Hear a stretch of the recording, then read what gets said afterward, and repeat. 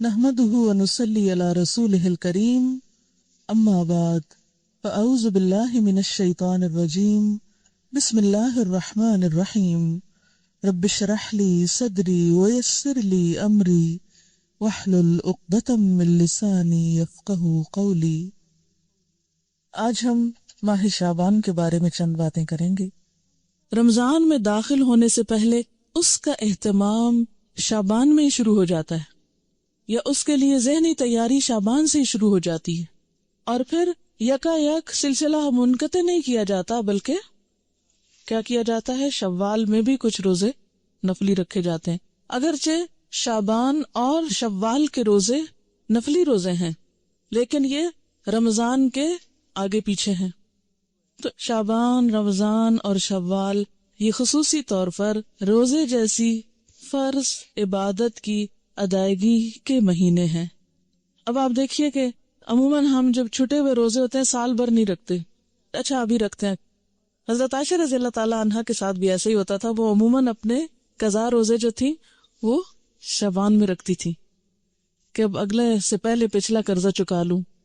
تو اسی طرح شعبان میں کچھ تیاری ہوتی ہے رمضان کی، پھر رمضان میں روزے رکھنے کے بعد اتنا دل لگ جاتا ہے روزوں کے ساتھ کہ رمضان ختم ہونے کا سب کو افسوس ہوتا ہے۔ پھر اس کے بعد بھی 6 روزے اور اتنی فضیلت والے دے دیے گئے کہ اگر وہ رکھ لیے جائیں تو اتنا اجر و ثواب ہے گویا آپ سال بھر روزے سے ہیں۔ تو انشاءاللہ تعالی رمضان کی فضیلت اور برکت تو آپ رمضان سے پہلے سنیں گے ہی، اور مزید اپنے آپ کو تیار کریں گے، لیکن اس عبادت کے لیے، یعنی روزے جیسی عبادت کے لیے شعبان کے مہینے میں بھی اس طرف متوجہ ہونے کی ضرورت ہے، اور تبھی آپ متوجہ ہوں گے جب آپ اس کی فضیلت اور اہمیت کو سمجھیں گے۔ اس مہینے میں نبی صلی اللہ علیہ وسلم سے جو عمل ثابت ہے وہ کیا ہے؟ روزوں کی کثرت۔ حدیث میں آتا ہے، ترمذی کی حدیث ہے، حضرت ام سلمہ رضی اللہ تعالی عنہا فرماتی ہیں، ما رأیت النبی صلی اللہ علیہ وسلم یصوم شہرین متتابعین الا شعبان و رمضان۔ میں نے رسول اللہ صلی اللہ علیہ وسلم کو 2 مہینے پے در پے یعنی مسلسل روزے رکھتے ہوئے نہیں دیکھا سوائے شعبان اور رمضان کے۔ یعنی اس میں آپ کیا کرتے تھے؟ کنٹینیوسلی روزہ رکھتے تھے۔ حضرت اسامہ بن زید بیان کرتے ہیں، میں نے عرض کیا، اے اللہ کے رسول صلی اللہ علیہ وسلم، میں آپ کو کسی مہینے میں سوائے رمضان کے اتنے روزے رکھتے ہوئے نہیں دیکھتا جس قدر روزے آپ شعبان میں رکھتے ہیں۔ آپ نے فرمایا کہ لوگ اس رجب اور رمضان کے درمیان والے مہینے کی فضیلت سے غافل ہیں۔ لوگ رجب اور رمضان کے بیچ والے مہینے کی فضیلت سے غافل ہیں، وہ اس مہینے کی پرواہ نہیں کرتے، قدر نہیں کرتے، حالانکہ اس مہینے میں لوگوں کے اعمال اللہ کے سامنے پیش کیے جاتے ہیں، اور میری چاہت یہ ہے کہ میرے اعمال اللہ تعالیٰ کے سامنے روزہ داری کی حالت میں پیش ہوں، یعنی جب اللہ تعالیٰ کے سامنے پیش ہوں تو میں روزے کی حالت میں ہوں۔ اس حدیث کو سن کر آپ کو کیا احساس ہوا ہے، کیا خیال آیا ہے؟ ہم نے دیکھا ہوگا نا کہ جیسے کوئی شخص غلط کام کر لیتا ہے پھر کسی کے سامنے پیش کیا جاتا ہے، مثلاً آپ پرچہ دیتے ہیں، پیپر دیتے نا، تو اس میں کچھ گڑبڑ کر جاتے ہیں، کوئی سستی کرتے ہیں، غفلت کرتے ہیں، جواب صحیح نہیں لکھتے، پھر ٹیچر کے سامنے آپ کا پیپر آتا ہے، وہ کریکشن کرتی ہیں، پھر بعض اوقات آپ کو ہی بلا لیتی ہیں اور آپ کو پوچھتی ہیں یہ آپ نے کیا، کیا ہو گیا تھا آپ کو؟ اگر آپ ایک ایسے اسٹوڈنٹ ہوتے ہیں جو ادروائز بہت اچھے ہیں تو وہ آپ کی اس اچھائی کی وجہ سے کیا کریں گی؟ اس غلطی کو اگنور کر دیں گی۔ اسی طرح اگر آپ روزے سے ہیں اور آپ کا اعمال نامہ اس وقت یعنی سال بھر کا پیش ہو رہا ہے کہ اس سال میں ان صاحبہ نے یہ اور یہ نیکیاں کمائی ہیں، یہ اور یہ کارنامے کیے ہیں، یا یہ اور یہ بلنڈر کیے ہیں، وہ سب کچھ سامنے جائے گا۔ آپ دیکھیں کہ بعض اوقات غلط کاموں کو دیکھ کر، نافرمانیوں کو دیکھ کر آپ سوچ سکتے ہیں اللہ تعالیٰ کا غصہ کتنا بھڑکتا ہوگا۔ اگر کوئی آپ کی بات نہ مانے تو آپ کو کیسا لگتا ہے؟ کوئی آپ کی بات نہ مانے کیسا فیل کرتے ہیں آپ؟ کہتے ہیں کوئی بات نہیں، نہیں تو نہ سے نہیں مانتے، نہ مانے۔ جی آپ بولیے۔ یہ بتا رہی ہیں کہ اپنی میڈ کو یہ کچھ کام بتا کے آتی ہیں، جب واپس جاتی ہیں اور وہ نہیں کر کے رکھتی تو ان کو غصہ آتا ہے کہ میں نے بتایا بھی تھا پھر بھی تم نے نہیں کیا۔ بہت تکلیف ہوتی ہے نا ایک بعض اوقات انسلٹ بھی فیل ہوتی ہے کہ اس کو کہا بھی ہے اور اس نے اس کی پرواہی نہیں کی. اتنی غفلت اور اتنی لاپرواہی. جی ہاں، دکھ اور افسوس بھی ہوتا ہے. تو آپ دیکھیے کہ جب آپ کا رجسٹر، آپ کے سال بھر کے کام پچھلے شعبان سے اب تک جو آپ نے کیا وہ جو پیش ہوتا ہوگا، ویسے تو اللہ تعالیٰ روز بھی دیکھتے ہیں نا آپ کو، ہر لمحہ جانتے ہیں. اس کو پھر میں ایک چھوٹی سی مثال کے ذریعے بات سمجھاؤں گی. جیسے آپ کی ٹیچر کلاس میں روز سبق سنتی ہیں آپ کا، ان کو اندازہ ہوتا ہے کہ آپ کتنا جانتے ہیں، لیکن پیپر دیتے ہوئے آپ کو کوئی وحشت آتی ہے کہ نہیں ہوتی ہے؟ کوئی ٹینشن آپ پر ہوتی ہے؟ حالانکہ آپ روز ٹیچر کے سامنے اچھا یا برا سبق سنا رہے ہوتے ہیں یا کام کیا نہیں کیا، لیکن وہی چیزیں دوبارہ پیپر میں آتی ہیں. تو ہر ایک چیز کا اپنا ایک طریقہ اور ایک قرینہ اور ایک سلیقہ ہوتا ہے نا. تو بالکل اسی طرح روز آپ کا اللہ تعالیٰ کی نظر میں ہونا اپنی جگہ ہے، لیکن لکھے ہوئے اعمال، تصویریں کھینچی ہوئی آپ کی البم، تو سارے کے سارے جب ایک خاص انداز میں پیش کیے جاتے ہیں کہ یہ کتاب تیار ہے، اتنا عمل زیادہ، اتنا کم ہے، اور ہم اس سے غافل ہوتے ہیں، تو اور تو کچھ نہیں کر سکتے. ایٹ لیسٹ اس مہینے میں حسب توفیق نیکی کے کام کریں تاکہ اعمال نامہ جب پیش ہو تو اللہ تعالی ہماری غلطیوں سے درگزر فرمائے. اور آخرت میں تو پیش ہونا ہی ہے نا. یومئذ تعرضون لا تخفی منکم خافیہ، اس دن تم پیش کیے جاؤ گے، تمہاری کوئی چھپی ہوئی بات بھی چھپی نہ رہے گی. جو آج دنیا میں چھپا ہوا ہے نا، وہ وہاں چھپا نہیں رہے گا. اور نبی صلی اللہ علیہ وسلم اپنے اعمال نامے کے پیش کرنے کے لیے کیا پسند کرتے تھے کہ اس حال میں ہو کہ میں روزے میں ہوں. جن کے اوپر ہمارا کوئی احسان نہ ہو، اگر وہ ہماری بات نہیں بھی مانتے تو کوئی دکھ نہیں اتنا ہوتا، کہتے چلو ٹھیک ہے، اس کی مرضی. مثلا آپ کوئی بازار میں ہیں، آپ کو کوئی ٹیکسی لینی پڑی، آپ ٹیکسی والے کہتے اپنے روپے میں آپ کو دوں گی، آپ مجھے اس جگہ پہنچائیں. وہ نہیں مانتا تھا، آپ کہتے نہیں تو نہ صحیح، چلو میں کوئی اور کہیں معاملہ کر لیتی. کسی دکان پہ جاتے ہیں، آپ کوئی معاملہ کرتے ہیں، دوسرا شخص نہیں آپ کی بات مان، کہتے ہیں نہ صحیح، کوئی بات نہیں. لیکن جس پر آپ نے احسان کیا ہو پھر وہ آپ کی بات نہ مانے، اور آپ دیکھیں کہ اللہ تعالیٰ کے ہم پر کس قدر احسانات ہیں، اور پھر ہم کیا کر رہے ہیں اور کتنا کر رہے ہیں. میں سوچتی ہوں کہ کبھی ہم اپنی آنکھوں، کانوں، دل، دماغ کے ساتھ اپنے آپ کو حوالے تو کریں اللہ کے. اسلمت لرب العالمین. غلطی تو ہونی ہے، اس سے نہیں بچ سکتے ہم، لیکن ایک ہے غلطی ہو جانا اور انسان ہونے کے ناطے کوتاہیاں، کمیاں ہمارے اندر ہونا، اور ایک ہے غفلت، ہٹ دھرمی، لاپرواہی، بے نیازی کا رویہ اختیار کرنا، دل چاہے کوئی کام کر لیا، نہیں تو نہ صحیح. یہ رویہ بڑا تکلیف دہ ہے ایک انسان کے حق میں جو وہ اللہ کے ساتھ برتتا ہے. اچھا، اب ایک اور بات یہ ہے، ہم میں سے اکثریت روزے تو نہیں رکھتے شعبان کے، کیونکہ ہم ڈرتے ہیں کہ پھر ہم کمزور ہو جائیں گے اور رمضان کے جو روزے ہیں وہ نہیں رکھ پائیں گے. تو اس کا علاج کیا بتایا گیا ہے کہ 15 شعبان کے بعد نہ رکھیں.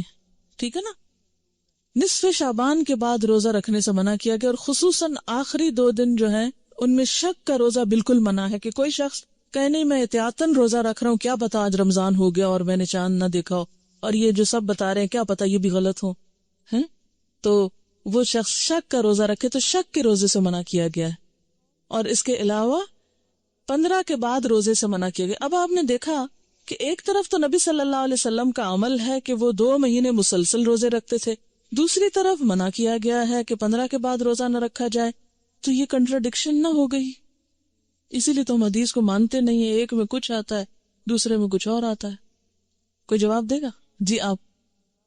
شابش، ٹھیک ہے، یاد رکھیے انشاءاللہ آپ اصول الفقہ بھی پڑھیں گے اور چیزیں بھی، اور بھی ذہن کھلے گا آپ کا. جب آپ کا عمل اور قول آمنے سامنے آ جائے تو عمل آپ کے اپنے لیے خاص ہوتا ہے اور قول امت کے لیے ہوتا ہے. ٹھیک ہے نا. بعض جگہ آپ کو ایسا ملے گا کہ ایک جگہ آپ کسی چیز سے روکتے ہیں لیکن ہم دیکھتے ہیں آپ خود وہ کام کر رہے ہوتے ہیں. مثلا ایک اور روزے سے بھی منع کیا گیا ہے. وہ کون سا روزہ ہے؟ ہاں، سوم. ماشاء اللہ آپ کی معلومات تو بہت ہیں. بخاری پڑھتے ہیں نا، اس لیے کوئی فائدہ ہوا پڑھنے کا؟ الحمدللہ. سوم وصال سے منع کیا گیا. وہ کون سا ہوتا ہے سوم وصال؟ مسلسل روزہ رکھنا. کس طرح؟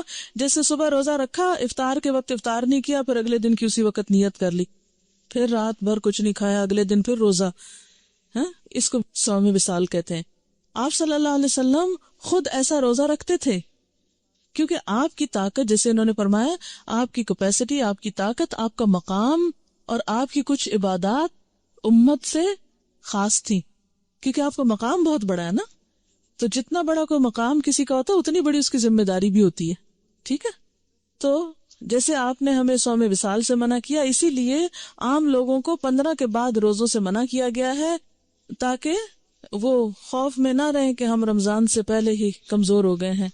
جیسے پہلے 15 دنوں میں روزے رکھیں، پھر اس کے بعد آخری 15 دنوں میں آپ آرام فرمائیں، پھر اس کے بعد رمضان کی ابتدا کریں، ٹھیک ہے۔ اچھا، نبی صلی اللہ علیہ وسلم کے کافی سارے خصائص ہیں، سورۃ الاحزاب میں شاید کچھ ذکر کیے تھے، تو خصائص ہیں آپ کے جو آپ کو امت سے خاص کرتے ہیں، کیونکہ آپ نبی ہیں نا، عام انسان کی طرح تو نہیں ہے، لیکن کچھ کام ایسے ہیں جو آپ نے عام انسانوں جیسے کیے ہیں، جیسے کھانا پینا، بازار جانا وغیرہ وغیرہ۔ خیر یہ تو ایک الگ بحث ہے۔ اچھا، اب مشکل یہ ہے کہ کچھ لوگ روزہ وغیرہ تو کوئی نہیں رکھتے، مگر حلوہ ضرور پکاتے ہیں 15 شعبان کو، شب رات دھوم دھام سے مناتے ہیں۔ اب ہماری قوم کی اکثریت اس بات سے بالکل غافل ہے، بھولی ہوئی ہے، یہ جو ابتدائی شعبان ہے اس کے روزے کتنے فضیلت والے ہیں، لیکن حلوہ پکانے کی جو رسم ہے وہ بہت لوگوں کو پتا ہے۔ اچھا، اب بعض لوگ یہ بھی کہتے ہیں کہ یہ مردوں کی عید ہے۔ جی، کسی نے سنا ہے یہ پہلے؟ افسوس کہ ایسی میں نے آپ کو بتا دی ایک غلط بات، لیکن معاشرے میں کچھ جگہوں پر یہ مشہور ہے، تو یہ ہے کہ اس کو مردوں کی عید کہا جاتا ہے۔ تو اس ضمن میں بھی یہ ویسے بنیادی طور پر اس دن وہ ختم کا حلوہ ہی پکاتے ہیں اور مردوں کو ثواب پہنچانے کے لیے، اور اس قسم کی رسومات جو ہیں وہ ادا کی جاتی ہیں۔ اور اس کے لیے دلیل کیا دیتے ہیں؟ بعض کا خیال یہ ہے کہ نبی صلی اللہ علیہ وسلم کا دندان مبارک احد کی جنگ میں شہید ہوا تھا، تو اس وقت آپ سے روٹی نہیں کھائی جاتی تھی، تو آپ کو حلوہ پکا کر دیا گیا تھا، تو اس لیے ہم بھی حلوہ پکاتے ہیں، یعنی وہ اس سے ریلیٹ کرتے ہیں اس حلوے کو۔ آپ کو معلوم ہے جنگ احد کب ہوئی تھی؟ شاباش، شوال 2 ہجری میں ہوئی تھی۔ اب شعبان تو تھا ہی نہیں، یعنی جنگ احد 15 شعبان کو تو ہوئی نہیں، ٹھیک ہے نا۔ تو اب یہ کہنا کہ ہم اس لیے حلوہ کھا رہے ہیں ثواب سمجھ کے کہ وہ آپ صلی اللہ علیہ وسلم نے کھایا تھا اس دن، اور دوسری بات یہ ہے کہ عربوں کے ہاں یہ جس قسم کا آپ حلوہ پکاتے اور کھاتے ہیں اور جو رسم مناتے ہیں، اس طرح کا حلوہ یہ عرب ڈش نہیں ہے۔ بیسیکلی اس طرح کے حلوے کی ریسیپی فرق ہے، یعنی لفظ حلوہ جو ہے وہاں سویٹ کے لیے، مٹھائی کے لیے بھی استعمال ہوتا ہے اور سویٹس کے لیے بھی استعمال ہوتا ہے، اور گھر میں پکائے ہوئے حلوے کے لیے بھی ہو سکتا ہے، ٹھیک ہے۔ لیکن یہ جو ہم عام طور پر سوجی کا حلوہ پکاتے ہیں اور ایک خاص طرح سے رنگ وغیرہ بھی ڈال لیتے ہیں بعض اوقات اس میں، تو یہ ہمارے اپنے ذائقے ہیں اور اپنے کھانے پینے کے سلسلے، اور پوری اس کا تو آپ سوچیں بھی نہ۔ آپ کو معلوم ہے صحابہ کرام نے پہلی دفعہ میدے کی روٹی کب دیکھی تھی؟ نبی صلی اللہ علیہ وسلم کے زمانے میں کبھی میدے کی روٹی پکی ہی نہیں تھی، پکائی ہی نہیں گئی تھی، اور آپ خود کیا تناول فرماتے تھے؟ جو کی روٹی، ان چنے آٹے کی روٹی۔ آپ کس شوق میں پوریاں پکاتے ہیں پھر؟ یہ کون سی سنت ہے؟ نہیں، ویسے ٹھیک ہے اپنے رواج کے لیے آپ پکائیں، مگر ایسی چیزوں کو اوائڈ ہی کریں تو بہتر ہے۔ تو اس لیے یہ کہنا کہ اس دن حلوہ پوری پکانا اس کی کوئی دلیل ہے یا اس کے پیچھے کوئی سنت ہے یا ثواب ہے، تو نہیں، یہ پھر ایک طرح سے بدعت ہو جاتی ہے۔ اچھا، بعض لوگوں کا خیال یہ ہے کہ اگر کوئی شب رات سے پہلے فوت ہو جائے اور اس کے نام پر حلوہ پوری نہ پکائی جائے تو وہ شخص اس وقت تک مردوں میں ہی نہیں شامل ہوتا، پتہ نہیں کہاں رہتا ہے وہ پھر۔ آپ اس کے نام پہ پکا رہے ہیں، کتنا ظلم ڈھا رہے ہیں کہ اس کو مردہ ثابت کرنے لگے ہیں یا مردوں میں شامل کرنے لگے ہیں۔ اسے رہنے دیں کہیں جیتوں میں پھر۔ جی ہاں، قبروں کی لپائی ہوتی ہے باقاعدہ۔ یہ پچھلے سال میں ملتان میں تھی اور میں نے خود دیکھی اور کچھ تصویر وغیرہ بھی دور سے اتاری کہ جو لوگ، یعنی مجھے یاد ہی نہیں تھا کہ آج 15 شعبان ہے، تو صبح کے وقت ہم گھر سے نکلے اتنے لوگ قبرستان میں، اتنے لوگ. میں نے کہا خیر ہو، اتنے لوگ نعوذ باللہ کوئی اندر دفن ہو رہے ہیں یا کیا ہو رہا ہے. نہیں سچ مجھے پہلے نہیں سمجھ آئی کہ اتنا کیوں اس میں رش ہے نا. پھر تھوڑا سا ہم آگے گلی، وہ ہمارے ایک رشتے دار ہیں، ان کا گھر اس طرح ہے کہ جب ان کے گھر سے نکلتے ہیں تو گلی کے دائیں بائیں قبرستان ہے، پھر باہر مین سڑک پر آ جاتے ہیں تو پھر وہاں سے بھی نظر آتا ہے. جب ہم گلی سے نکل کے مین سڑک پہ پہنچے تو وہاں ایک سبیل لگی ہوئی تھی، تو اس سے پتا چلا کہ یہ عید کی طرح کا کوئی موقع ہے. اور پھر لوگ باقاعدہ لپائی کر رہے تھے، بچے بھی اور بڑے بھی قبریں لیپ رہے تھے، اور پھر کو پھول ڈال رہے تھے، اور کوئی رات کو وہ چراغاں کر رہے تھے. اب میں یہ سوچ رہی تھی کہ اگر ساری قوم سال میں ایک دن قبرستان کی صفائی کرنے لگتی ہے یا قبرستان میں جا کے لپائی اور اس پہ لگ جائے، تو آپ دیکھیں کہ باقی کام کتنے رہ جائیں نا. اور پھر ہوتا کیا ہے، جب تک وارث جیتے ہیں کوئی لپائی آ کے کر دیتا ہے، جب وہ بھی چلے جاتے ہیں تو ختم ہو جاتا ہے سلسلہ. اب قبروں کو پکا کرنا یا ان کی بار بار لپائی کرنا، یہ بھی کوئی سنت نہیں ہے. قبروں کو اونچا کرنا اور ان کو بہت نمایاں کرنا اور ان کی بہت اس طرح کی کیئر کرنا جو ہے، اس کا ہمارے دین میں تصور نہیں ہے. مردوں کا احترام لازم ہے، اس کے لیے اچھی گہری قبر کھودنے کے لیے کہا گیا، کھود کے پھر اس کے سائڈ پر زمین کھود کے بغلی قبر کا بھی حکم آتا ہے. وہ زیادہ بہتر ہے بنسبت اس کے کہ آپ تھوڑی سی قبر کھود کے اور پھر اوپر سے سنگ مرمر لگائیں یا کوئی اور. یہ چیزیں پھر ایکسٹرا ہیں، اس سے وقت بھی سرمایہ بھی ضائع ہوتا ہے. مردوں کو جو چیز فائدہ دیتی ہے وہ حلوہ پوری نہیں ہے، وہ آپ کی دعا ہے، جس کے لیے آپ 15 شعبان کا انتظار نہ کریں. کب کریں وہ دعا؟ ہر روز کریں، ہر روز نماز پڑھیں اور کہا کریں ربنا اغفر لی ولوالدی وللمؤمنین. اس میں سارے قبروں والے آ جاتے ہیں. وللمؤمنین یوم یقوم الحساب. صرف قبروں کے اندر والے نہیں آتے، باہر والے بھی آتے ہیں. المؤمنین، اتنی تو گرامر پڑھ لی ہے نا. ال لگ جائے اور پھر جمع کا بھی ہو ساتھ، سارے مومن آ جاتے ہیں، زندہ ہو کے من الاحیاء والاموات سب آ جاتے ہیں. تو بنیادی طور پر اس رات میں نہ تو کوئی حلوہ پکانے کا حکم ملتا ہے اور نہ ہی دن کو قبروں کی لپائی کا حکم ملتا ہے، اور نہ ہی اس قسم کی کوئی خاص اس دن کی کوئی عید ہے. اور پھر اسی طرح یہ ہے کہ بعض لوگ اپنے گھروں کی خاص صفائی کرتے ہیں اس دن. ہو سکتا ہے آپ لوگ نہ کرتے ہوں، لیکن یہ رواج بھی ہے. اور ایک مخصوص جگہ پہ حلوہ چپاتی رکھتے ہیں، یہ لپائی وغیرہ کر کے تو ایک خاص کارنر جیسے ہوتا ہے. اور بعض لوگ اس کے ساتھ موسمی پھل اور مٹھائیاں وغیرہ بھی اس جگہ یعنی ایک سجاوٹ کرتے ہیں، بوفے کی طرح بنا لیتے ہیں اس کارنر کو. اور پھر ساتھ یہ بھی کہتے ہیں کہ لبان اگر بتی بھی تھوڑی سی ساتھ جلاتے ہیں کہ یہ مردوں کی فاتحہ ہو رہی ہے. آپ دیکھیں کہ مردے کو کیا کیا چیز فائدہ دیتی ہے. جب ایک شخص فوت ہو جاتا ہے تو کیا کیا چیز کرنی چاہیے؟ جی آپ فرمائیے. انسان قبر میں تنہا اترتا ہے، صرف ایک چیز ساتھ اترتی ہے اور وہ انسان کا اپنا عمل ہے. ٹھیک ہے، باقی 2 چیزیں واپس آ جاتی ہیں، اولاد اور مال، جیسے غلام وغیرہ ہوں یا اور کوئی گاڑی جس پہ لے گئے اس کو، یا اس کے علاوہ بھی اگر کوئی چیز ہے تو یہ 2 چیزیں جو ہیں واپس آ جاتی ہیں، مال اور اولاد. باقی عمل ساتھ اترتا ہے. ایک چیز، صرف ایک چیز، اگر وہ تھوڑے بہت کمی بیشی ہے تو پیچھے والے اب اس کے حصے کے عمل تو نہیں کر سکتے، لیکن نمبر 1 دعا کر سکتے ہیں جو مردے کو فائدہ دے گی. اور اس کے لیے آپ اس دن سے دعا شروع کیجئے جس دن سے وہ فوت ہوا، اور ہر روز کیجئے، اور اس میں آپ دیر نہ کیجئے، کرتے رہیے.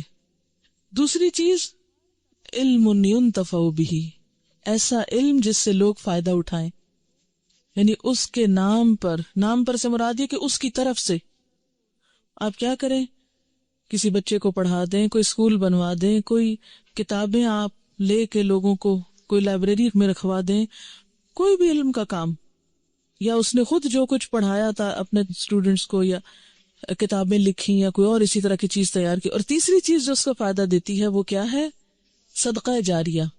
آپ اس کے لیے قربانی کریں، آپ اس کے لیے پیسے غریبوں کو دیں، مسکینوں کو کھانا کھلائیں، اس کی طرف سے صدقہ کر سکتے ہیں.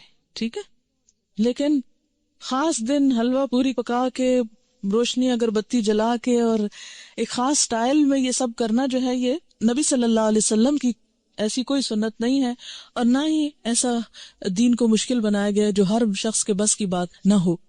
یعنی ہمارا دین ایسا نہیں کہ کچھ لوگ تو اس پر عمل کر سکے اور کچھ اس پہ عمل کے قابل ہی نہ ہو. اب ہر شخص تو حلوہ پوری پکا نہیں سکتا. مثلا میں حلوہ تو شاید پکا لوں اگر پوری نہ پکا سکوں. آپ میں سے میرے خیال اکثریت روٹی بھی نہیں پکانا جانتی ہوگی. جب سے میں ہاسٹل میں رہ رہی ہوں تو میں نے اکثر لڑکیوں کی روٹی بنانی ٹیسٹ کی ہے، اور صحیح روٹی نہیں بنانی آتی، جو ہم میں سے ہر کوئی ہر روز کھاتا ہے. ہمارا اسٹیپل فوڈ ہے. کچی روٹی پکاتے ہیں، جلی بھی پکاتے ہیں، صحیح روٹی نہیں پکانی آتی. تو اب آپ دیکھیں کہ اگر روٹی نہیں بنانی آتی تو پوری کس کو بنانی آتی ہوگی؟ ٹھیک ہے نا. پھر اس کے بعد یہ ہے کہ ہر ایک کے پاس اتنے پیسے کہاں ہوتے ہیں کہ وہ حلوے کے لیے سب کچھ مہیا کر سکے.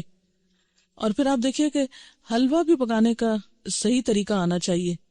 کئی لوگ میں نے دیکھے ہیں کہ وہ کچا پکا سوجی کو کر کے اس میں یلو کلر ڈال کے، پانی ڈال کے اور کچی چینی ڈال کے حلوہ پکا کے رکھ دیتے ہیں جس سے پیٹ میں درد ہو جائے. حلوہ اس وقت اچھا پکتا ہے جب آپ کو سوجی بھوننی آتی ہو صحیح، اور وہ پیشنس مانگتا ہے، صبر. بہت ہلکی آنچ پہ کوئی کم از کم 1 گھنٹہ اگر آپ سوجی بنائیں پھر جا کر صحیح حلوہ بنتا ہے. سوجی بھوننے میں جلد بازی جو ہوتی ہے وہ کبھی بھی حلوے کو صحیح نہیں پکنے دیتی.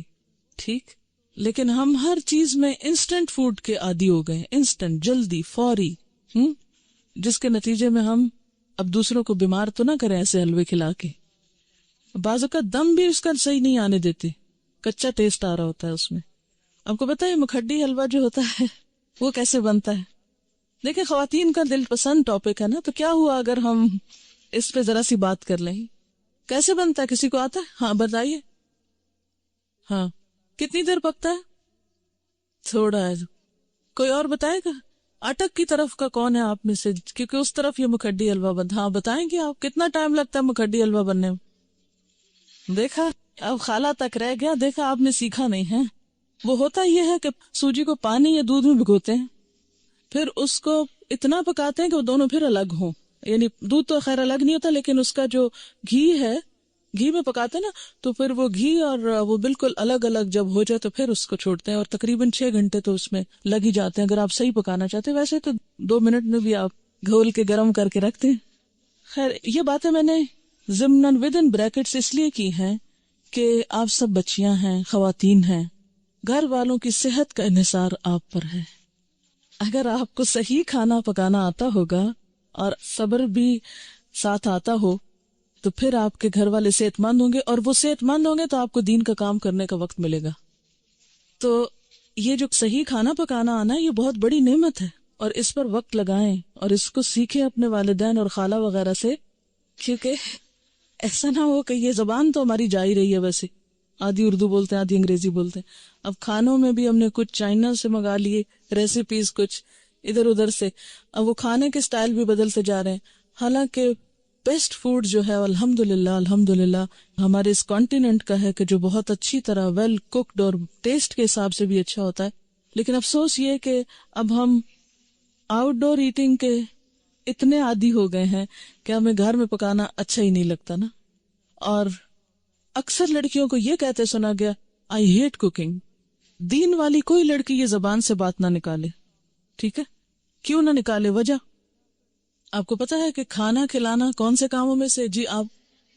جی ہاں، تو یہ صرف غریب کو کھانا کھلانا نہیں، اپنے گھر کے غریبوں کو کھلانا جو ہے وہ بھی ایک بہت بڑی نیکی کا کام ہے.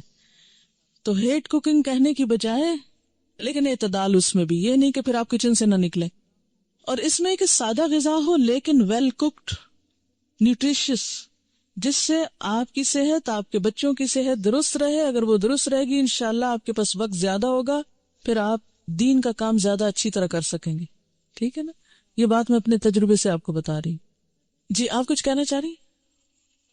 جی دعا کر سکتے ہیں. اللہ تعالیٰ کے لیے کیا مشکل ہے؟ وہاں تو ہے نا اس کے پاس، وہ جدھر چاہے ڈال دے. یمحو اللہ ما یشاء ویثبت. کیا مطلب اس آیت کا؟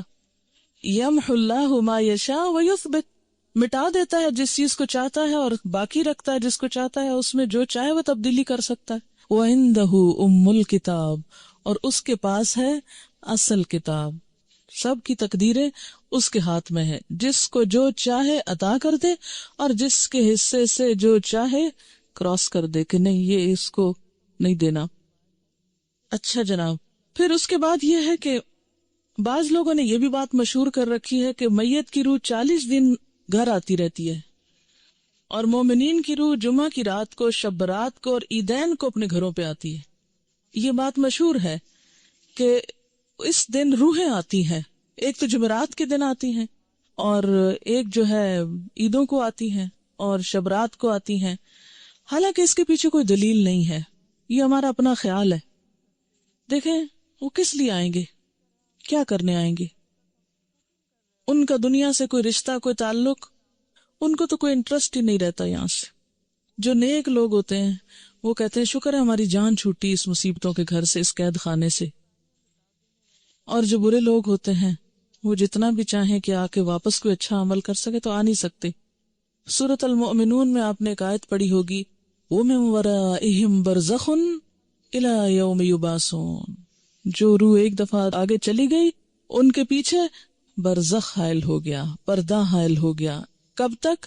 إِلَى يَوْمِ يُبْعَثُونَ، اس دن تک جبکہ یہ بالکل ایسے جیسے بچہ پیدا ہونے کے بعد واپس نہیں ماں کے پیٹ میں جا سکتا، ایسے ہی دنیا سے جانے کے بعد انسان دنیا میں نہیں آ سکتا، اتنا ہی محال ہے۔ جیسے بچے کی پیدائش میں ماں کو ایک تکلیف اٹھانی پڑتی ہے نا، تو مرتے وقت جب انسان کی روح نکلتی ہے تو خود اس کو یہی کرب سے گزرنا پڑتا ہے۔ تو روح بھی آپ دیکھیں کہ بہت سے وہ لوگوں کے مرتے وقت کے حالات سنے ہوں گے، پڑھے ہوں گے۔ ایک ڈاکٹر مودی شاید اس نے جب 120 لوگوں کے موت کے واقعات لکھے ہوئے ہیں، تو وہ تجربہ یہ بتاتے ہیں کہ جیسے ایک گیٹ کھلتا ہے اور اس میں ہم جا رہے ہیں، ٹریول کر رہے ہیں، آگے کو جا رہے ہیں، تو بات یہ ہے کہ جو آگے چلا جاتا ہے وہ مِن وَرَائِهِمْ بَرْزَخ، پیچھے آڑ آ جاتی ہے، دروازہ بند کر دیا جاتا ہے، اب دنیا میں نہیں کوئی آتا، اور انہوں نے کرنے بھی کیا آنا ہے، اور کہیں سے ثابت بھی نہیں ہے قرآن سے کہ روحیں ہمارے گھروں میں واپس آ کے رہتی ہیں، ٹھیک ہے نا۔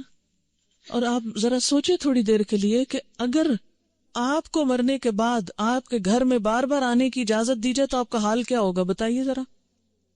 آپ دیکھیں گے آپ کا سامان کسی کے پاس چلا گیا، آپ کی چیزیں کسی نے توڑ دی ہیں، آپ کی چیزیں کسی نے پھینک دی ہیں، خراب کر دی ہیں، تو آپ دیکھ دیکھ کے کیا کریں گے؟ ذرا سوچیں، اپنے آپ کے لیے سوچیں کہ آپ مرنے کے بعد پھر آئیں دنیا میں، اور عید کو بھی آتے ہیں اور شبرات پہ بھی آتے ہیں اور جمعرات کو بھی آتے ہیں اور 40ویں پہ بھی آتے ہیں، تو پھر آ کے آپ کیا کرتے ہیں، کیا کریں گے؟ آ کے کتنی حسرتیں ہوں گی نا۔ تو کیا آپ سمجھتے کہ اللہ تعالیٰ بندوں کو اس طرح حسرتوں میں مبتلا کرتا ہے کہ واپس بھیج کے، یعنی سارے تو عید کے کپڑے پہن کے کھڑے ہوں اور ہم دور کھڑے دیکھتے رہیں ہیں کہ یہ عید منا رہے ہیں اور ان کو ہم بھول گئے، ہمیں یاد ہی نہیں کرتے اب یہ، اور پھر ہمارا دل چاہے گا کہ ہم کسی کو گلے ملیں، یہ جو آپس میں ہم بھی ملیں تو مل نہیں سکیں گے، اور پھر کسی کو دیکھ کے دل چاہے گا کہ اس سے بات کریں، بات ہی نہیں کر سکیں گے۔ تو یہ بات عقل کو بھی نہیں لگتی کہ کوئی مرنے کے بعد پھر دنیا میں آئے، اور پھر آئے بھی خاص اوکیزنز پہ جب لوگ خوشیاں منا رہے ہوں اور آپ مر کے آ کے ان کے سر پہ دیکھ رہے ہوں حسرت سے، کس قدر افسوسناک بات ہے۔ تو اور پھر یہ تو چلو ویسے ہم سوچ رہے ہیں نا کہ اگر ہو if it is possible تو how does it look like، لیکن قرآن میں بھی کہیں نہیں لکھا ہوا اور حدیث میں بھی کہیں اس طرح نہیں پتا چلتا۔ ہاں یہ ہے کہ مردہ جب قبر میں ہوتا ہے نا تو اس کے حساب کے لیے اس کو واپس روح لوٹائی جاتی ہے، اس کو اٹھا کے بٹھایا جاتا ہے، اور وہ جو ایک کنیکشن ہے نا مردے کا قبر میں اور برزخ میں، وہ ایک خاص کنیکشن ہے، جیسے ہمارے پاس ایک ٹیلی فون ہے اور ایک کسی اور جگہ پر ہے تو وہ ایک خاص وائر کے ذریعے کنیکشن ہے، تو جسم اور روح کا ایک کمیونیکیشن کوئی ہو سکتا ہے آپس میں، لیکن وہ قبرستان کی حد تک ہو جائے تو ہو جائے، کیونکہ وہاں سزا جزا کا ایک کنسپٹ موجود ہے قبروں کے اندر، لیکن عام گھروں میں اور گھروں کے اندر آ کر، اور پھر یہ کہ کچھ روحیں بھٹکتی ہیں اور کچھ روحیں دوسروں کے اوپر مسلط ہو جاتی ہیں، اور یہ سب جنات ہوتے ہیں جن کو انسانی روحیں سمجھ کر وہ کیا جاتا ہے، اور بعض اوقات شیاطین دھوکہ دیتے ہیں انسانوں کو، کیونکہ بعض لوگ کہتے ہیں نا مجھے بالکل ابھی خوشبو آئی تھی اور مجھے ایسے لگا جیسے مجھے کسی نے آواز دی ہے، اور مجھے بالکل وہ تو میرے بھائی جیسا ہی تھا کوئی، مجھے ہیولا نظر آیا گھر میں، اور یہاں خانہ کعبہ میں نظر آیا فلاں، وہ تو فوت ہو چکا. یہ سب اگر آپ نے سائیکالوجی پڑھی بھی ہو تو اس میں آپ نے پڑھا ہوگا، التباس کے بارے میں پڑھا ہوگا، ہیلوسینیشن وغیرہ کے بارے میں. خیر وہ ایک اور ایکسٹریم پہ لے جاتے ہیں، لیکن بیسیکلی یہ ہے کہ جو شیاطین ہوتے ہیں، جنات ہوتے ہیں، وہ بھی بعض اوقات انسان کو دھوکہ دیتے ہیں، ایسی باتیں ان کو بھٹکانے کے لیے، بہکانے کے لیے، ان کا عقیدہ خراب کرنے کے لیے، بگاڑنے کے لیے ان کو بھول بھلائیوں میں ڈالتے ہیں، ان شکلوں میں آ جاتے ہیں. ٹھیک ہے نا؟ تو جو چیز قرآن سنت سے ثابت نہیں، بس اس پہ خاموشی اختیار کی جائے، نہ کہ اس کے آگے ایک نیا دین گھڑ لیا جائے اور پھر کھانے پکا لیے جائیں. اب دیکھیں، مردہ خود تو وہ حلوہ کھا نہیں سکتا اور ہم اس کو خوش کرنے کے لیے حلوہ بنا رہے ہیں. اب مثلاً آپ کسی کے گھر میں جائیں اور وہ کہ ہم نے آپ کو خوش کرنے کے لیے یہ سب کچھ پکایا ہے اور کھانے نہ دیں آپ کو، یا آپ کھا نہ سکیں اس کو، آپ کتنے خوش ہو کے لوٹیں گے؟ اچھا، بعض لوگ ایک مغالطہ دیتے ہیں، وہ کہتے ہیں یہ جو آتا ہے نا تنزل الملائکۃ والروح فیہا باذن ربہم من کل امر سلام، کہ لیلۃ القدر میں روح اترتا ہے. تو اب آپ بتائیں کہ اس روح سے مراد کون سا ہے؟ اگر اس روح سے مراد مرے ہوئے لوگوں کی روح ہے تو پھر ان آیتوں کے بارے میں کیا کہیں گے؟ نزل بہ الروح الامین، روح سے مراد کیا ہے قرآن پاک میں؟ جبرائیل علیہ السلام کے لیے یہ لفظ استعمال ہوا ہے، اذ ایدتک بروح القدس قل نزلہ روح القدس نزل بہ الروح الامین تعرج الملائکۃ والروح یوم یقوم الروح والملائکۃ صفا، اور پھر تنزل الملائکۃ والروح سورۃ القدر میں. تو یہ جو روح اترتی ہے اس سے مراد مردوں کی روحیں نہیں ہیں، یہ خاص روح مراد ہے، اور اس سے مراد جبریل امین ہے. ٹھیک ہے، اسی لیے خود قرآن پاک پڑھنا کتنا ضروری ہے، ورنہ اس طرح کی باتوں سے لوگ عموماً کیا ہوتا ہے. اچھا پھر جناب بات یہ ہے کہ نبی صلی اللہ علیہ وسلم کی 22 سالہ زندگی میں یہ دن آتا رہا ہے، 15 شعبان جس کو ہم شبرات کہتے ہیں، ہاں؟ لیکن کبھی بھی آپ نے یہ کام نہیں کیے، نہ کوئی آتش بازی کی ہے اور نہ ہی کوئی حلوے پکائے ہیں، نہ ہی کوئی اس قسم کے اور کوئی تصورات ہمیں دیے ہیں، نہ اپنے عمل سے اور نہ ہی اپنے قول مبارک سے. اور یہ جو اس رات کو چراغوں کی روشنی ہے یہ بھی اسراف میں شامل ہوتی ہے. لوگ گھروں پر موم بتیاں لگاتے ہیں نا، کبھی دیکھیے موم بتیاں، اور پھر اس کو بھی آہستہ آہستہ عید کا نام دے دیا ہے. اب دیکھیں کہ عیدیں بڑھانے پر بہت ہمارا زور ہو گیا. مثلا عید میلاد النبی ایک بنا لی ہے، ایک شبرات کو مردوں کی عید کہہ کے عید بنا لیا ہے. 2 عیدیں پہلے تھیں جو آپ صلی اللہ علیہ وسلم نے بنائی، وہ تو اصل عید ہے. تو کیا یہ زیادتی کی بات نہیں ہے کہ دین میں اضافے کرتے چلے جا رہے ہیں؟ یعنی آپ نے تو اس کو عید نہیں کہا، نہ سیلیبریٹ کیا، اور ہم اس کو عید کے طور پہ سیلیبریٹ کر رہے ہیں. اصل میں ہندوؤں کے ہاں ایک دن ہوتا ہے دیوالی کا، اس میں اس قسم کے کام ہوتے ہیں.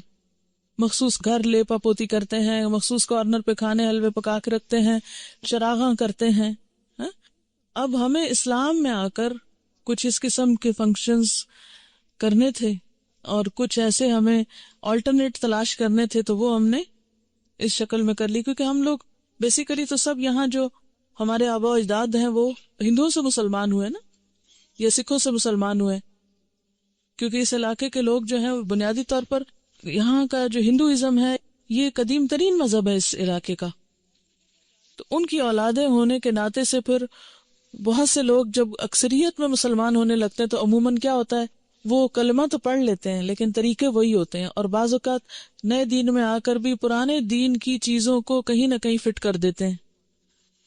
جیسے نئے گھر میں آپ جاتے ہیں تو پچھلے گھر کی چیزیں کہیں نہ کہیں لٹکا دیتے ہیں، کوئی ادھر کوئی ادھر. تو یہی کچھ ہمارے ساتھ بھی ہوا ہے. اور پھر یہ ہے کہ آتش بازی جو ہے اس میں جان کا نقصان بھی ہے، مال کا نقصان بھی ہے، ویسے بھی خطرہ ہے کہ کسی کو آگ لگ نہ جائے، یا خاص طور پر جو فائر ورکس کرتے ہیں. یہ تھی چند باتیں جو اس حوالے سے آپ سے کرنا تھی. اس کے ساتھ ہی جو کچھ کوسچنز ہیں میں ان کے جواب دے دیتی ہوں. ایک اور غلط فہمی بھی اس دن کے بارے میں ہے جس کا ذکر کرنا ضروری ہے. بہت سے لوگ یہ سمجھتے ہیں کہ اس رات کو تقدیر کے فیصلے ہوتے ہیں، 15ویں شعبان کو، ٹھیک ہے، کہ تقدیر لکھی جاتی ہے، اور اس کو کر دیتے ہیں مکس کس کے ساتھ؟ لیلۃ القدر کے ساتھ. لیلۃ القدر جو ہے وہ رمضان کی رات ہے. قدر کا کیا معنی ہے؟ نمبر 1 تقدیر، نمبر 2 اندازہ، نمبر 3 تنگ ہونا. اس رات اتنے فرشتے اترتے ہیں کہ زمین تنگ ہو جاتی ہے ان کے لیے. نمبر 2 یہ کہ وہ بڑی قدر و قیمت والی رات ہے کہ قرآن نازل ہوا تھا، انا انزلناہ فی لیلۃ القدر. اچھا، تیسری بات یہ ہے کہ اس لیلۃ القدر میں تقدیر جو ہے بندوں کی وہ فرشتوں کے حوالے کی جاتی ہے. تنزل الملائکۃ والروح فیہا باذن ربہم من کل امر. تو سارے امور جو ہے زمین پہ جن کی ایگزیکیوشن ہونی ہے وہ فرشتوں کے سپرد، یعنی سال کا بجٹ دیا جاتا ہے. یہ سارے کام رمضان کے آخری عشرے کی کسی ایک طاق رات کو ہوتے ہیں جس کو لیلۃ القدر کہا جاتا ہے. یہ 15 شعبان کو نہیں ہوتے. ٹھیک ہے. بات یہ ہے کہ قرآن پاک میں آتا ہے وَمَا نَهَاكُمْ عَنْهُ فَانْتَهُوا. جس چیز سے نبی صلی اللہ علیہ وسلم روکے اس سے رک جاؤ.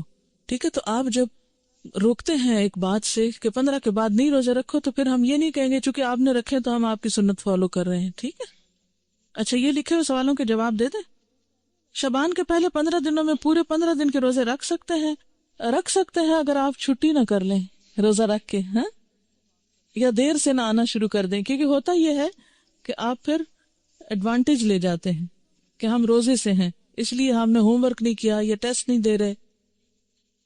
اگر کوئی یہ پوچھے کہ ہم کیا کریں اس دن 15 شعبان کو، نہیں لوگوں کو عادت ہو گئی ہے ختم وغیرہ کرنے کی، تو اس لحاظ سے وہ پوچھے کہ پھر اس دن کیا کریں تو ان کو کیا جواب دیں؟ کیا جو پکا کر گھر حلوہ چاول وغیرہ بھیجے تو اس کو کھا لیں؟ اب دیکھیں بدعت کا کھانا ہے، ٹیکس کی قسم کا ہے. پہلی بات تو یہ ہے کہ انہیں کہیں وہی کریں جو روز کرتے ہیں، نمازوں کی پابندی کریں، صدقہ خیرات جیسے روٹین میں کرتے ہیں. کیونکہ جو دن اللہ کے رسول صلی اللہ علیہ وسلم نے مخصوص نہیں کیا کسی خاص عبادت کے لیے، اس کو اپنی طرف سے بتا کے اچھا آپ یہ کر لیں یہ کر لیں یہ کر لیں تو یہ بھی درست نہیں ہوگا. آپ کیا بتائیں جو روز کرتے ہیں وہی اس دن کریں، کیونکہ نبی صلی اللہ علیہ وسلم سے کوئی خاص عمل ثابت نہیں ہے. اگر والدین اور شوہر روزے اس ماہ میں منع کریں تو کیا ان کی بات مان لی جائے؟ نفلی روزے میں شوہر کی اجازت ضروری ہے تو یہ نفلی روزے ہیں. ٹھیک ہے نا. اللہ یہ کہ آپ کو فرض پورا کرنا ہے، پچھلا قضا کرنا ہے، وہ تو پھر آپ نہیں کسی کی بھی مانیں گے. لیکن نفلی روزے میں بیوی کے لیے شوہر کی اجازت ضروری ہے لیکن والدین کی ضروری نہیں ہوتی. What's your grandson's name؟ چلے میں آیت ایک پڑھتی ہوں، آپ بتائیے. لم نجعل له من قبل سمیا. جی، یہ نام اللہ تعالیٰ نے خود رکھا تھا نا حضرت یحییٰ کا.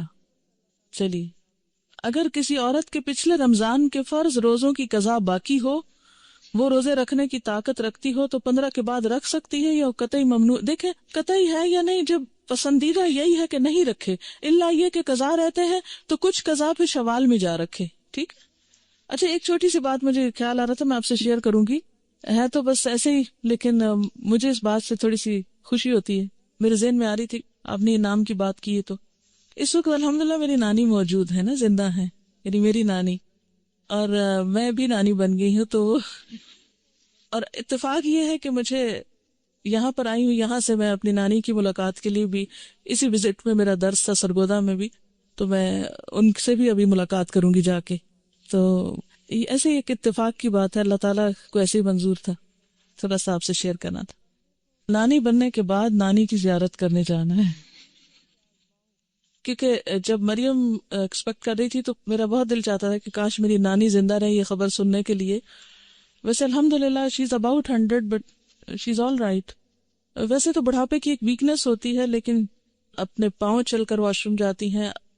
جب لاسٹ ابھی میں ملی ہوں تو اس وقت الحمدللہ چھوٹا موٹا اپنا کام کر لیتی ہیں، بستر بنا لیا، کچھ اور اپنے ہاتھ سے کھا پی لیا، چل پھر لیا. پہلے تو گفتگو بہت اچھی کرتی تھی، بہت فصیح اللسان تھی، لیکن یہ کہ اب اس دفعہ میں نے دیکھا کہ بات کم کر رہی تھی. الحمدللہ. میری نانی کی والدہ اس وقت فوت ہوئی تھی جب وہ بہت چھوٹی تھی. ایک طاعون پھیلا تھا پچھلی صدی کے شروع میں، 1900 اینڈ سمتھنگ میں، کچھ 10-8 تھا یا کچھ ایسے ہی تھا. 1910 کی بات ہے یا 8 کی بات ہے، مجھے اب صحیح یاد نہیں اس وقت تاریخ، لیکن اسی کے لگ بھگ تھا. تو اس وقت وہ اپنی والدہ کا دودھ پی رہی تھی اور وہ والدہ فوت ہو چکی تھی، وہ طاعون کے مرض کا شکار ہوئی تھی. طاعون پھیلا تھا، بہت لوگ فوت ہوئے تھے اس طاعون میں. وہ بتاتی ہوتی ہے نانی کہ میں اپنی فوت ہوئی بھی ماں کا دودھ پی رہی تھی اور پھر مجھے آ کے اٹھایا گیا تھا ماں کے سینے سے. تو انہوں نے اپنی والدہ کو نہیں دیکھا ہوا.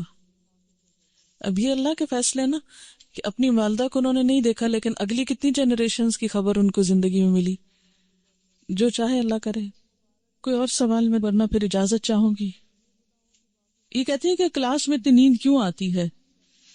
اس لیے کہ آپ کے پاس آکسیجن کی کمی ہوتی ہے، کیونکہ زیادہ لوگ جب آ جاتے ہیں تو پھر اس نیچرل. روحیں اگر اس طرح نہیں آتی تو پھر ان کے بارے میں آپ کیا کہیں گی جو لوگ روحوں کو بلاتے ہیں اور ان سے باتیں کرتے ہیں؟ میں نے خود بھی کئی دفعہ یہ ایکسپیرینس کیا ہے. یہ ایکسپیرینس میں بھی کر چکی ہوں، ایسی بات نہیں ہے، لیکن یہ سب جنات ہیں. مرے ہوئے لوگوں کی روحیں نہیں آتی، جنات ہوتے ہیں جو آس پاس گھومتے پھرتے رہتے ہیں، جن کو ہمارے حالات پتہ ہوتے ہیں، اور وہ اس کے اندر آ کے جو باتیں ہمیں معلوم ہوتی ہیں وہی وہ ہم جو پوچھتے ہیں وہ کچھ نہ کچھ اوٹ پٹانگ بتاتے رہتے ہیں. It's just waste of time, کوئی فائدہ نہیں. علم لا ینفع ہے. اور کئی لوگ 40 دن تک لائٹ نہیں آف کرنے دیتے کہ جو فوت ہوا شخص ہے وہ واپس آتا ہے. تو دیکھیں، آپ کو اندھیرے میں اپنے گھر کا راستہ ملتا ہے. اتنی جب ڈارک رات ہو جاتی ہے، چلو شہر میں تو پھر بھی روشنی ہوتی ہے، گاؤں وغیرہ میں تو اندھیرا ہو جاتا ہے. چلو کوئی بات نہیں، وہ تو غریب کو، لیکن 40 دن نہ مقرر کریں. جتنی توفیق ہے، 1 دن میں دے دیں، 2 دن دیں، 40 دیں، سارا سال دیں، ساری زندگی دیں، صدقہ کرنے میں کوئی حرج نہیں ہے. لیکن مخصوص نہ کریں کہ صرف 40 دن، اور وہ بھی ایک مخصوص جگہ پر ہی بھیجنا ہے اور پکا کے بھیجنا ہے. آپ کچا راشن بھی دے سکتے ہیں، آپ کسی کو کپڑا بھی دے سکتے ہیں، آپ کتابیں لے کے دے سکتے ہیں، آپ کہیں کسی بیمار کا علاج کرا سکتے ہیں. یعنی صدقے کی تو بہت ساری قسمیں. دیکھیں، یہ شب رات، شب کا مطلب بھی رات ہے اور رات کا مطلب بھی رات ہے. کیا ورثاء اپنے مردے رشتہ داروں کی کچی قبروں کو سال میں کسی دن بھی لیپ کر سکتے ہیں؟ اگر کوئی خاص دن مقرر نہ کریں، بلکہ اس نیت سے کریں کہ قبر بیٹھ نہ جائے، دب نہ جائے. دیکھیں، اس میں اصول یہ ہے کہ مردے کی جو حرمت ہے، ٹھیک ہے نا، مرے ہوئے انسان کی بہت عزت ہے، حرمت ہے، اسی لیے اس کو نہلاتے ہیں. حالانکہ مر گیا تو آپ کہیں اب تو مر گیا، کیا فائدہ اس نے جانا تو مٹی میں، نہلانا کس لیے؟ لیکن کتنا احتیاط سے نہلاتے ہیں، صاف ستھرا کرتے ہیں، پوچھتے ہیں، کفن میں لپیٹتے ہیں، پھر زمین میں اس کو دفن کرتے ہیں. یہ سب کچھ کس لیے ہے؟ کہ انسان جانوروں کا نشانہ نہ بنے. اگر ایسے ہی جا کے رکھ آئیں کہیں ہم مردے کو، دفن نہ کریں تو کیا ہوگا؟ جانور کھا جائیں گے نا اس کو، کوے ٹھونگے ماریں گے اس کی آنکھوں میں، اس کا دماغ پھاڑیں گے. کتنا اس کا وَلَقَدْ كَرَّمْنَا بَنِي آدم، بنی آدم کو ہم نے عزت عطا کی ہے. انسان خواہ زندہ ہو یا مردہ، اس کی عزت ہے، حرمت ہے. تو دفنانے کی حکمت کیا ہے؟ حرمت نہیں پامال ہو. مٹی سے بنا ہے، مٹی میں واپس چلا جائے، وہ اس کے لیے معزز ترین مقام ہے. ٹھیک ہے نا. اب اگر کہیں آپ دیکھتے ہیں کہ قبر اس طرح بارش میں بھیگ گئی کہ جسم ایکسپوز ہو گیا مردے کا، تو اس کو دوبارہ دبانا، اس کے اوپر مٹی ڈالنا، اس کی لپائی اگر کرنا چاہیے کچھ بھی، تو دیٹس اوکے. یعنی اس حد تک تو ٹھیک ہے. آپ کو معلوم ہے ایک سیلاب آیا تھا، اس میں مجھے بتایا گیا تھا ایک علاقہ ہے شاید پنڈ دادن خان یا کون سا، کہ اس میں اتنا زور کا سیلاب تھا کہ زندہ گائے بھینسیں تو جو ڈوبی سو ڈوبی، جو مردے تھے وہ قبروں سے نکل کے تیرنے لگے تھے. یعنی جی ایسا ہوا تھا. یہ لئی نالے کا جو تھا، جی آپ نے دیکھا یا سنا اس وقت جب یہ ایسا دیکھا بھی تھا. تو اب آپ دیکھیں ایسے اگر نظر آ جائے تو کیا حکم ہے کہ اس مردے کو یعنی دوبارہ دفنایا جائے، اس کی قبر درست کی جائے، اس کو جانوروں کے حوالے نہ کیا جائے. اسی لیے آپ دیکھیں کہ اگر مردہ بچہ بھی پیدا ہوتا ہے نا، یا ادھورا بچہ بھی پیدا ہوتا ہے، ناقص بچہ بھی پیدا ہوتا ہے، تو اس کو بن میں یا کہیں کوڑے کے ڈھیر پہ نہیں پھینکتے.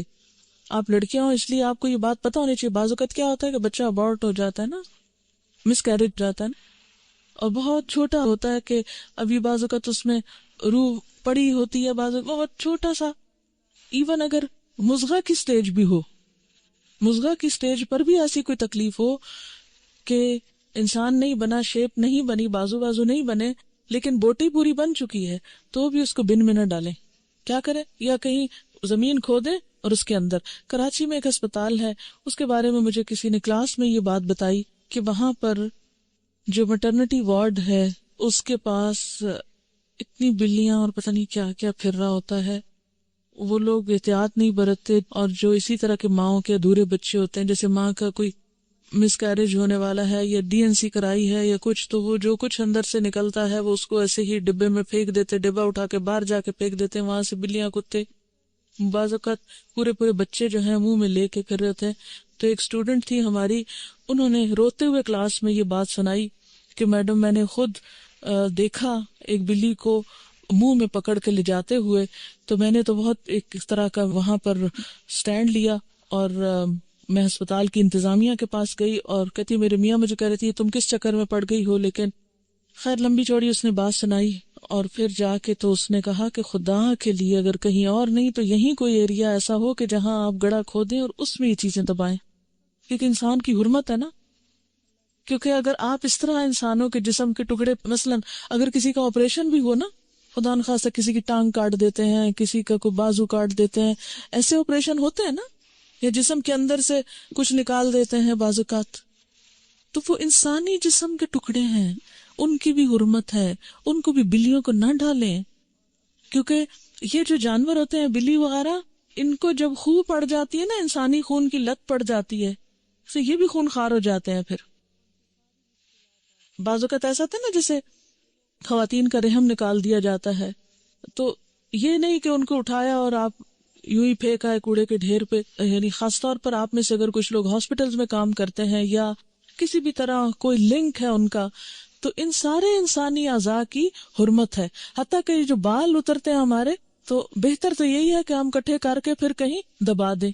ہمیں تو بچپن میں یہ سکھایا گیا تھا، اب بہت لاپرواہی برتتے ہیں، لیکن کیونکہ بال بھی تھوڑے رہ گئے ہیں، تو بچپن میں یہ ہوتا تھا کہ جب اترتے تو ڈھیروں ڈھیر اترتے تھے، تو ہماری پھپھی تو بہت اس میں سختی کرتی تھی. ہر ایک بہن کے ہمارے ایک خاص ڈبہ رکھا ہوا تھا الماری میں، جہاں چیزیں ہوتی تھی کہ باہر ایک بال نظر نہ آئے، وہ سارے اکٹھے کر کے اس میں ڈالتے جائیں اور پھر ایک لفافہ بھر کے کہیں جا کے اس کو زمین میں دبا دیں. کیونکہ انسان کی ایک عزت ہے. جب انسان کی حرمت پامال ہوتی ہے دل سخت ہوتے ہیں. جیتوں کے ساتھ بھی انسان زیادتی کرنے لگتے ہیں. آپ کو معلوم ہے نا کہ انسان کی جو عزت ہے یا جو اس کے خون کی حرمت ہے، یہ اللہ تعالیٰ نے شہر حرام اور اس مہینہ حرام اور جو مقام ہے ان سب کی حرمت سے زیادہ اعلیٰ قرار دی ہے. تو قبر اگر بہہ رہی ہو یا کچی ہو یا خراب ہو رہی ہو تو وہ صرف وارثوں کا ہی کام نہیں، جو بھی قبرستان کے ذمہ دار ہوں، رکھوالے ہوں، وہ یہ کریں. ہمارے تو افسوسناک خبریں ملتی ہیں کہ بعض اوقات ملی بھگت سے مردے چرا لیے جاتے ہیں اور راتوں رات نکال لیے جاتے ہیں، اور ان کو پھر آگے سیل آؤٹ کیا جاتا ہے.